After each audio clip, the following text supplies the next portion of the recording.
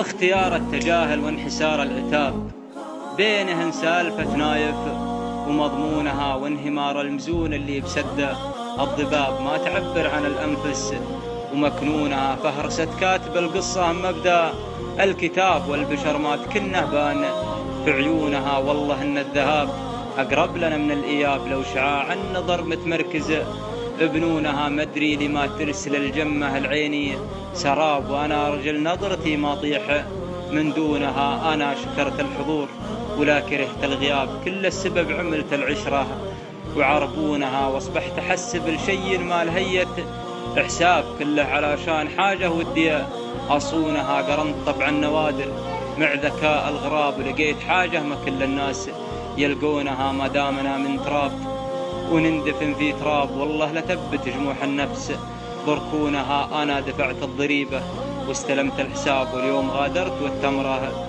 بعرجونها. يعني بعد كل هذا معلنة الانسحاب، ما دام رؤوس الرجال تعزها امتونها. واخر كلام السحاب اللي ركع على الهضاب، هذه حكاية وبلغتها مضمونها. دام السفر حل يا قلبي بلاش الذهاب، سيب الدفاتر عسى العدال يقرونها، سيب الدفاتر عسى العدال يقرونها. نايف السناب.